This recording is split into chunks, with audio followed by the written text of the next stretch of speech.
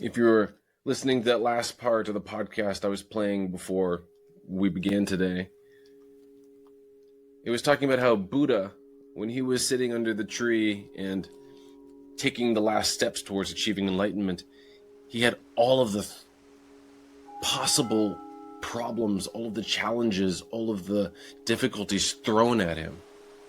As he was getting closer and closer and closer and figuring it out, he had more and more and more problems thrown his way. And people look at it and say, oh, that's not good. It's like, well, in fact, it's the only way to overcome it. The only way to truly realize yourself and become who you're supposed to be is to realize that you have overcome, or at least integrated, all of the negative stuff, all of the desires, all of the attachments, all of the expectations, all of the things that we thought were not us. They are us. And this is how you arrive at a state of being, like this. All of the good, all of the bad. These are just relative terms that we ascribe to them because of the human condition. In the symbol of the yin and yang, there's light and there's dark, swirling together. In the center of the dark, there's light. In the center of the light, there is dark. Balanced, integrated, complete. The more time we spend fighting against what we identify as negative, fighting against what we believe is other, it's only showing us what we need to work on, where we still need to improve. This is a gift. The best way we can look at it is the things that drive you nuts, the things that you identify in the world that frustrate you, that make you angry, that give you emotion, that make you sad. These are just areas where we still have the most growth, the area where we have the most of that challenge to overcome.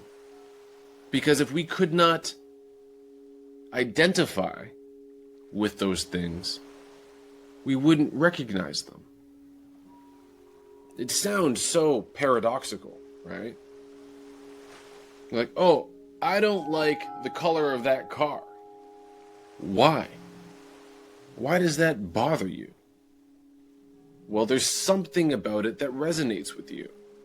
There's some memory, there's some past experience, there's some piece of you that's reflected within that car, that color, that whatever.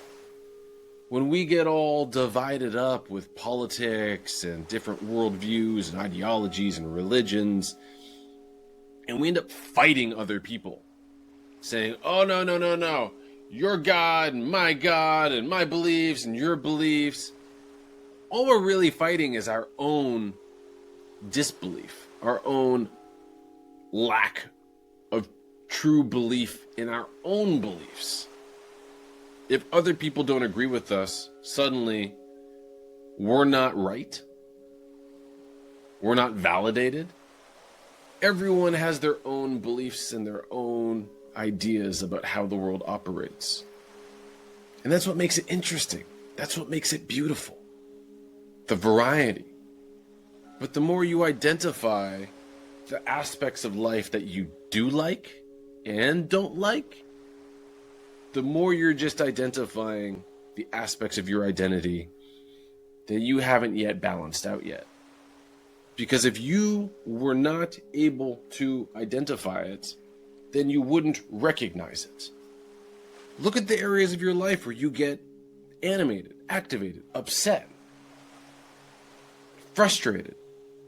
If you spend enough time examining those areas, you will identify something within it that you are seeing as other, which you are projecting outside of you. You're projecting separately. I hate this. I don't want this. This thing annoys me. Anytime you make one of these remarks, one of these statements, you've identified with something. There's a connection there that you've established. Now, I didn't establish that connection. I don't hate that thing that you hate. You hate that thing.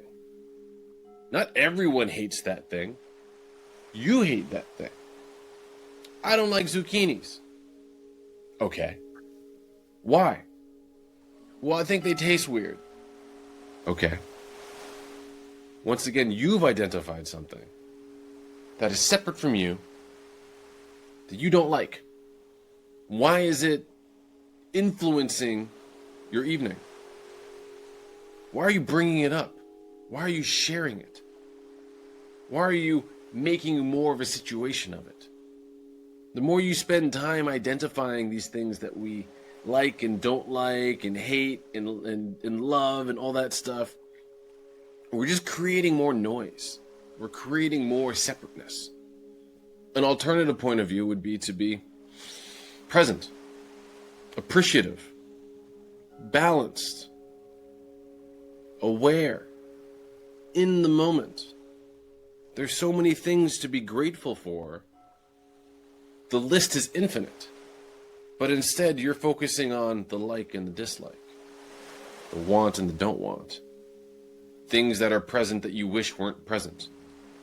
Things that aren't present that you hope won't be present. You see how we're now distracted by things that aren't us? And the more that you do this, the more you get pulled away and pulled aside and pulled and hypnotized into these different non-necessary, non-actual, not real figments of your imagination. Realities that aren't actually there to serve you, to get you to where your goal is, to your highest purpose, to realizing who you are. This is Wetiko. We've discussed it, we've now pointed it out, and still, it's always there as a reminder. It's not a bad thing. It's a part. And if our goal is to be whole, is to be realized, is to be complete, then we need to acknowledge the part as not something we cast aside, but something that we integrate, something that we learn to exist with, something that we accept, we allow. Once again, this sounds paradoxical. We've been moving more and more into this quantum world when we've been stuck with just Newtonian physics. Everything is this or that, or this or that. We're moving into a world where it's both. It's both always and all the time, for all time, in eternity. I can't make sense of that. That's the challenge. That's the game. That's the work that we have to do. To integrate. Integrate. To allow. To be open to the possibilities. To not be locked in on the singular things that we think are important to us. But to just let them be. Right now, something terrible is happening somewhere else in the world. You can't see it. It exists. Right now. But are we going to allow that to affect us? The point is to be focusing on the now, the present, your awareness, moving towards your higher and greatest realization. And all of the distractions that come along the way, they're tests. Uniquely designed just for you, by you, so that you have the chance to grow. Like my little puppy doing all the little rigmarole. Yeah, that's just for me. Me and me alone. You live through it, you grow through it, and you discover something new. If we didn't have these little challenges, these little tests, life would be so boring. There'd be no way for us to discover, no way for us to grow, no way for us to expand. We need the darkness in order for us to, A, be able to choose the light, and B, to have a contrast to know what light looks like. This idea that darkness is bad, it doesn't give you any contrast. going into the idea of free will. Right? We all have free will. We all have free will. Free will, why? How do you know you have free will? Well, because there's evil. Why does evil exist? Because of free will. It has to exist. It has to be on the spectrum of possible choices for you to select between. If it's not, you don't have free will. Why am I capable of doing evil things? Because I have free will. And what's a part of that free will? Well, it's intrinsic to being able to choose love. Wetiko is the other end of the scale. It's absolute darkness. It's absolute abyss. It's completely hypnotized, mindless destruction. The other end of that scale is infinite love, infinite compassion, open acceptance. And the idea of God creating us in its own image so that we could choose to love it, to experience it, to be with it, that's intrinsic to the necessary aspect of evil, to give us free will. If God created us and we were required to love God, well, there's no free will in that, is there? They say God loves you, God loves you, God always loves you. God is the sun shining down on you. No matter where you are, whether there's clouds, mountains, trees, sun, coming right at you, just for you, all for you, for everybody. Everyone gets it. And whether you choose to accept it and appreciate it, it's up to you. But if you always had to accept and appreciate the sun, well, then you'd have no choice. You'd have no free will. But the ability for us to choose to do evil is a part of that free will continuum, that free will spectrum. That's what makes it beautiful. When you choose to love, when you choose compassion, in spite of all the darkness that is around you, that's being reflected to you, that's being shown to you by the media and by maybe friends or family or just people in your community, you still choose compassion. You still choose love. You still choose to give. You still choose acceptance. You choose openness. Too often we get hypnotized and say, well, that's just the way it is. Well, everyone else is doing it. Better get ready. Better go protect yourself. This is that hypnotism again. This is that darkness showing us that, hey, you have a choice. You can get sucked back into it, or you can take precautions in order to set up yourself, to be reminded, to remember. Reminders. We do our prayers, we do our meditation, we hang out with people that bring us joy, bring us presence, bring us awareness, to remind us that there's something greater, that we can be doing better, that we can aspire towards the light. If all you see everywhere is darkness, then it makes it very difficult to be that individual of light, to remind yourself you are that individual of light. That one good deed is enough. It is enough. And it has to be done. But when you're surrounded by people that are consumed by the Wetiko parasite, this consciousness hypnotism, they're focused on money and greed and personal power and wealth and all of that stuff that's just me. It's the me disease. Just me.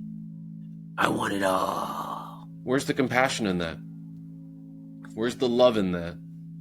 Where's the appreciation that others are also you? The pain you're inflicting on others is pain you're inflicting on yourself. Wetiko it's the me disease. It's the just me. You guys deal with your own problems. Me, I'm good. It's this illusion of separateness. We need to have a way to remind ourselves to be compassionate and remind ourselves that we are not separate. We're all one. I say that in air quotes because it sounds cliche, but that's what we're working with. We're all on this same reflective experience together, where every challenge that comes to us is uniquely designed just for us, to remind us to get us out of our own funk so we can remember who we are. Whatever it takes for you to do that on a day-to-day basis is the action that you need to take to remind yourself. Setting up good routines, exercising, eating healthy, consuming good media, surrounding yourself with good friends and family members and people who care and are compassionate and open and accepting and loving. Not trying to change the world by yourself and trying to change the world outside of you. This is the illusion. You can do more benefit by locking yourself in a room with a candle and reading a book and trying to work on you and writing down your own personal goals and identifying your own personal weaknesses and trying to figure out the patterns in your life and break those. You can do more good for the entire world by just doing that than going out and shouting on the street, picketing, trying to get people to change their minds. It sounds paradoxical, counterintuitive, I know. But when you do it, you start to see. You start to realize, wow, my personal experience has shown me this. I'll go to family members and I will proselytize and I will tell them, oh my goodness, I've discovered this thing and it works and you got to try it and do it. And oh my gosh, you need to do this. And they say, you're fucking crazy. Get away from me. How does that work? Fuck you. No. Rejection, rejection, rejection, rejection. And if you want to keep doing that, be my guest. But eventually, your family will just come get you and they'll say, like, come and take this person away. They won't call you anymore. They won't hang out with you. They won't talk to you. They will just ignore you. They'll identify you as the weird guy, the weird chick, the woo-woo person. So what did I do in that instance? I stopped. And I said, fine. Fuck it. I'm just going to do it for me. This makes me happy. I feel like sharing. I want to take what I've learned and will continue to learn and keep packaging it and packaging it and packaging it and sharing it with the world. Not just individuals, because I love talking one-on-one, but just being myself, being open. And what happened? Well, the same people that I cared about and loved so much and tried to reach out to and tried to express this information so that they would receive it and understand it, they start coming to me. They say, oh, you won't believe the book I'm reading.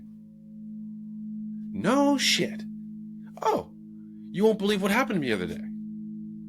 Holy shit. It's shocking. The less that I did trying to push, and just spent on myself, quietly, privately, in my own time, building myself, meditating, eating good, thinking good thoughts, caring about others, going out of my way to just be good. To be. There's a sympathetic connection with the people in your life who pick up on that signal. Don't ask me how. I'm just saying from personal experience, it's real. It's real for me. The more time I spend working on me, looking at my own issues, identifying my bad patterns, being honest with myself, addressing my shadow, saying, yes, I did those stupid things. So fucking what? I accept it. I was trying to do something. I thought I was doing something. I did something for some reason. I was hurt. Accept it. Apologize. Realize that there was something in your way that you were trying to figure out and move past it. Realize it can come back to you rather than seeing it as other. When you reject those things, when you reject them and you see them in others, it identifies with some part of you, and that's what pisses you off. That's what makes you upset. That's what triggers you, because you haven't dealt with your own shit. And when you see it in others and you want to go help them, once again, there's nothing that will piss more people off around you than you intervening and trying to help them figure out their shit without them asking for help. Say, oh, well, you could do this and you could do that. Nothing will make people reject you faster than you trying to step in and teach them a lesson that they don't want to learn. Yeah, that's me. I did it. Trust me. Yeah, it fucking sucks. They will reject you. They will look at you like a freak. They will literally just run away from you. They're not ready for it. They didn't ask for that fucking lesson. They want to go and talk about their problems. They want to whine and complain. Sit there and listen. Ask questions. This is safe. This is like the safest territory you can be in. Asking questions. Not prying questions, but the self-elucidating questions that make people go, I never thought of that before. Let me think. No one's ever asked me that before. Asking questions. This is very safe territory. Now you can fuck up here, trust me, but this is safe territory. Much safer than interjecting. Saying, you should do this. Have you tried this? Have you ever considered this? Did you ever think this was maybe something you might find interesting? Have you read these books? This is safe. This is something that you have a chance of actually surviving with. But if you go around telling everyone, hey, you should do that, you should do that, you're only talking to yourself. You're only talking to yourself. What works for you might not work for other people. In fact, most of it won't. They need to head fuck themselves some other fucking way that you can't possibly imagine, but you can help. You can suggest. You can provide little tidbits of morsels of your personal experience that maybe this will work for you. Work for me. If you're interested, I can talk to you about it some more, but if not, good luck. I can identify you're dealing with something that I've dealt with before. You know what? It's tough. And I hope you figure it out. I hope you move on past it. I hope you grow. And that's what this is now. Focusing on the things that frustrate you, the things that upset you, the things that trigger you, the things that make you sad, the things that make you regretful, the things that give you anxiety, all those things. And don't hide from them.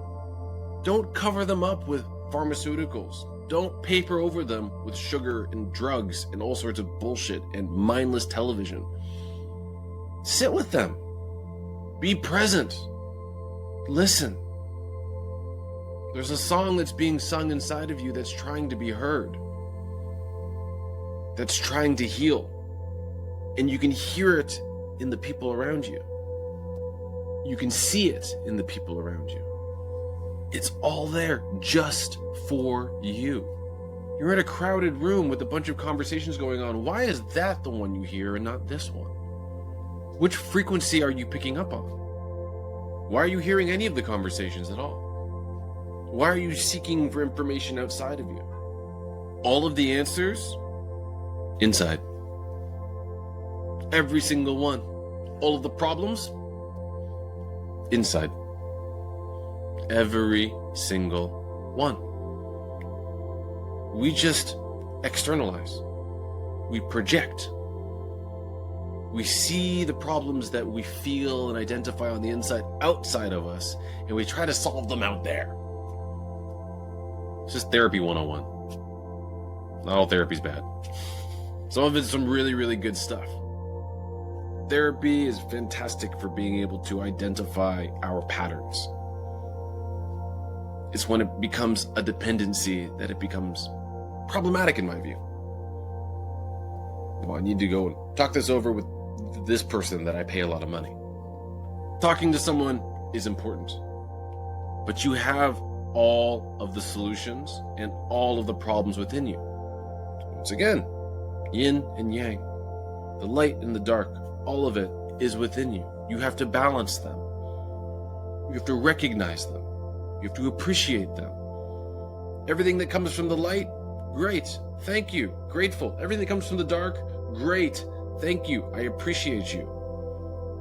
Bring it all together. To be whole, to be stable, to be complete, to be present, to be aware. Well, I'm going to end today with breath. I'm going to begin by inhaling sharply 3 times to fill your lungs all the way. That's 1. Hold for 3 seconds. Exhale everything all the way out. All the way out until you've expelled everything. And then the last step is to then suck your stomach in and hold it there. Another 3 seconds. And then begin again. You're inhaling, you're envisioning, breathing in fresh, revitalized, positive energy. You're holding it, expelling it all the negative energy. Holding that vacuum. Relax. One more time. And return to normal breath. So this week, try to remain cognizant of when you're being pulled or pushed by external sensations. The likes, the dislikes, the emotional separateness. And try to identify it in that moment so that you can let it go. Not interject, not jump over top, not attack it, not run away from it, not shield from it. Just let the light bulb go off and then just unscrew the light bulb. Don't need it. The more you can allow the external identification of your personal stuff, just let go, to just pass by, the more you can find your sense of well-being, your sense of peace, your sense of self. Someone cuts you off in traffic, they must have been in a rush. Let them go. I've been that person before. Let that go. Someone says something that triggers you, some political line of discussion. I'm gonna let that go. I've said stuff that has equally been to someone else. Just let that go. It's a practice. You might not do it every time, but try to catch yourself. Try to bring yourself back to a centered sense of being. In the center. Not pulled over here, not pulled over there, not running from this, not hiding from that. Just centered. And that's it. Give that a shot. See how it works out for you. Now my little angel dog can return to whatever she wants to do. Sophia. Yeah? You taking a little nap now? Okay. We're done. All done. Oh, yeah. Feels good. Feels good to move. Wanna go for a walk? Yeah? Where's your tiger? Look. There's your tiger. Go get it. All right. Have a wonderful week. Take care of yourself. Stay balanced. Stay present. Stay loving. Stay compassionate. That's not your tiger.